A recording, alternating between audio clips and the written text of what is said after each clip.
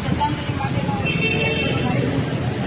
કારણ કે આજે આપણને બધાને ખબર છે કે રોજ જ્યારે આપણે છાપાઓ વાંચતા હોઈએ ત્યારે આપણને ખબર પડે કે ક્યારેક 5 વર્ષની માસૂમ દીકરીઓ પર બળાત્કાર થતો હોય, ક્યારેક 7 વર્ષની દીકરી પર બળાત્કાર થતો હોય.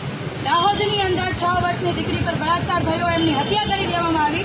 છતાં પણ આજ દિન સુધી ના તો મુખ્યમંત્રી આ બાબતે કોઈ શબ્દ કાઢ્યો છે, ના તો ભારતીય જનતા પાર્ટીના કોઈ પણ નેતાએ અને ના તો મહિલા મોરચાએ કોઈ શબ્દ કાઢ્યો છે. આની આ વાત જો બીજા રાજ્યની અંદર થાય તો ગુજરાતની અંદર અલગ અલગ મોરચાઓ દ્વારા ભારતીય જનતા પાર્ટી દ્વારા ખૂબ મોટા પ્રમાણમાં વિરોધ પ્રદર્શન કરવામાં આવે છે. કેમ ત્યાં ગુજરાતની દીકરી માટે સંવેદના નથી? આનો મતલબ એવો કે ભારતીય જનતા પાર્ટી માત્ર ને માત્ર રાજનીતિ કરવા માટે આવી છે, રાજનીતિ કરે છે. રોજે રોજ જે દીકરીઓ પર અત્યાચાર થાય છે, બળાત્કાર થાય છે, એના માટે